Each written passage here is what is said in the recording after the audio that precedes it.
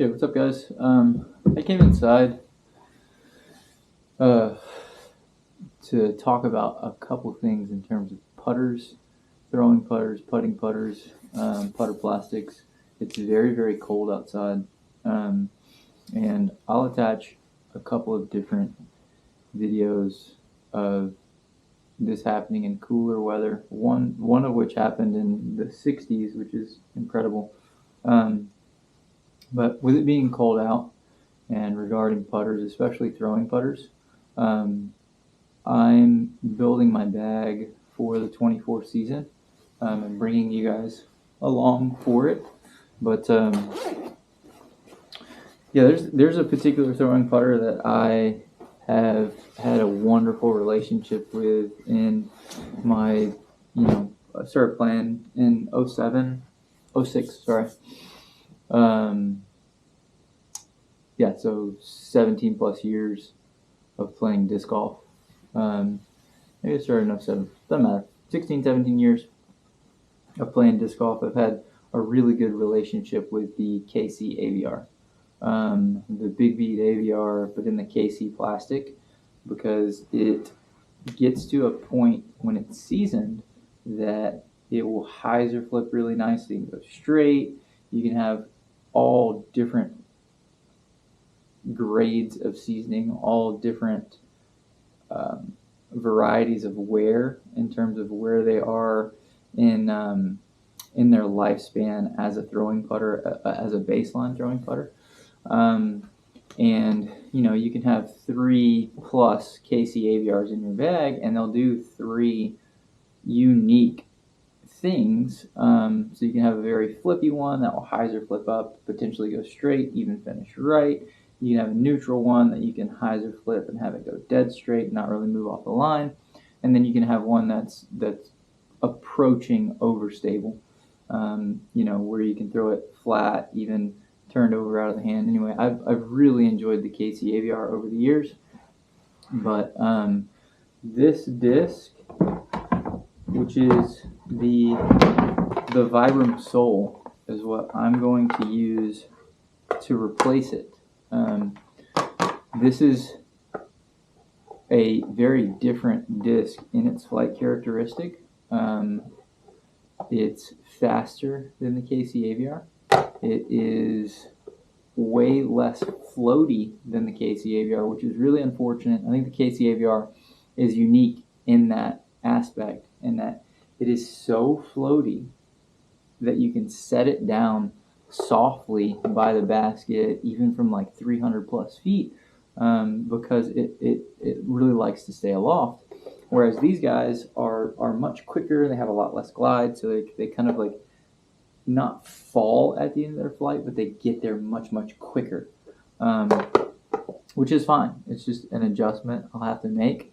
I started throwing these soles in 2013.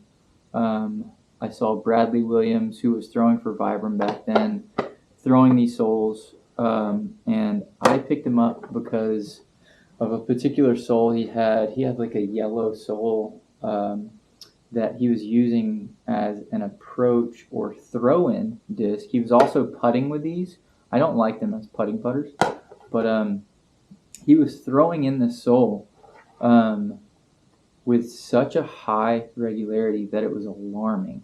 The amount of bonus birdies and even eagles he was getting. I played with him in a tournament. I got second behind him at the Met Center Open some year. I don't know. Maybe it was 13, maybe it was 14, 2013, 2014. I'm not certain. But he destroyed the field. I got second over another player, Kc, really good. Hate that I can't remember the cat's name. He's a great guy too. Kc, somebody from Dallas that used to be a really good player and who was getting coached by Bradley. So the 3 of us were ahead of the whole field by quite a bit. I beat Kc by 4 or 5 strokes, so I got second by quite a bit, and then Brad destroyed me. He won the record. He beat Ken Climo's record that year for most tournaments won in a year. I believe he won 27, maybe even 28 tournaments in a year, and then Climo's record was around 26. So he beat it by at least one, maybe two tournaments. And the Soul was the putter that he was using to putt with, and it was also the putter he was using to approach with. I putted with these for a bit. I got top 10 one year at Throwdown the Mountain. I got to play with Ricky 3 rounds. I ended up beating Ricky Wysocki in this tournament, putting with the Soul. And that's the only time I've ever beaten Ricky. And he was number 1 in the world at that time. So I've never beaten a number 1 in the world in anything other than in disc golf. I've played some tennis at a very high level. But anyway, I have never beaten somebody that high ranked in the world rankings before that point. And I putted with these. But I don't like them as a putting putter. They're very slick in the hand. They don't necessarily come out clean because they're not tacky enough. When you work with them for a very, very long time, they do get tackier. So this guy, and they're a little bit wet because it's cold outside, and I got them from outside. But this guy, this Soul, has been in and out of my bag since 2013. So this is a 13, probably a 13 run. So it's been in and out of my bag for over a decade. And it has never cracked. I've never even been concerned with throwing it in the cold. Whereas the Kc Aviars, I have cracked in 17 plus years of playing disc golf. I have cracked well into the double digits of Kc Aviars, and then even more Kc Rocks. I still love the Rock. It's still in my bag, but my really good seasoned guys come out of my bag. Without getting into a long explanation of this, this is what is left, and these are all the same run. They all have the same stamp. I got these 2 years ago, maybe 3 years ago in Pennsylvania when I was playing Moraine State Park, which was used for Worlds one year. But yeah, they all have the same stamp, and they all have suffered the same fate. They've cracked. This orange one, I am surprised I found this much of it left. I will add this video in this explanation. This orange one blew up in such a spectacular fashion that I was shocked. So yeah, these discs are phenomenal flyers. They do eventually crack. They definitely crack when it's cooler out. So rather than having a disc that I have to be very sensitive on the temperature, I have even cracked these when it's perfect out. I have cracked these as putting putters when it's in the 80s and 90s and have just hit the band or the cage with them and cracked them. So I've gone on and off of this putter for this reason, but this is the first year that I've ever cracked 3 of them in 2 days. So these are out, and the Soul is in, not as a putting putter, but with these being rubber, they do have a lot of the characteristics of baseline plastic, and I do not like premium plastic throwing putters. An approach disc, an approach putter is a different thing, but I like a baseline plastic that it gets to a flippy or seasoned characteristic much, much quicker than a premium line plastic does. And I believe that flippy nature of baseline discs is far more advantageous to you in the woods or with touch. So I have putted this year with the Reko as my putting putter, these are too soft for putting in the way that I like to putt. But they may still make it in the bag as a putting putter because I really love them as a putting putter. I like how low profile they are, but they fly really well as a flippier or a straighter throwing putter. And this baseline plastic, this one has had 2 throw-ins. This one has had 2 or 3 throw-ins. So I've been working a lot of my approach game. And I have hit trees over and over again with these. You know, we're not perfect. We hit trees, and they're not cracking. The Kc Aviar, I've tried getting off the disc. It's so unique and it's so wonderful. And again, maybe Innova has addressed this with different plastics, but the Kc Aviar cracks. And then the bluebonnet, I may start putting with. This is an awful throwing putter, in my opinion. I really liked it because I thought it was going to be a smaller P2. It is not as glidey as a P2. I think they do something unique with these putters to make them float, and then because of that characteristic, which is, you know, it's great and all to have a floating disc, but I don't think that warrants sacrificing flight. So in order to make something floaty, it needs to be a little bit more buoyant, obviously. So like the plastic itself would have to be much thicker in areas where you want it to be thinner in order for it to float. So the top, which I believe is called the flight plate, is too thick in the bluebonnet for it to be floaty like a P2 or a Kc Aviar. So yeah, I may go with these, but they kind of drop on the putt, kind of like a PA3 does. A PA3 is not a super glidey disc. It's fast. I think the PA3 is a great putting putter too. It's probably the only Prodigy disc that I like. Maybe the M2. But anyway, these fly consistently on the putt and then they drop consistently on the putt. However, as a throwing putter, they're terrible, in my opinion. They will at times hold a hyzer angle. They will at times flip up from that probably same angle. I try and be pretty repeatable.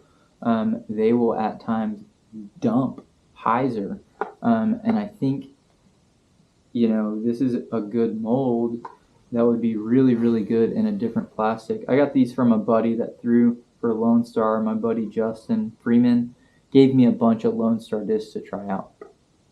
The Dillo I love, the Armadillo. It's going in the bag. But yeah, so just a brief explanation on putting putters, on throwing putters. I really do hope, I've heard that Vibram is going to somewhat come back into the game.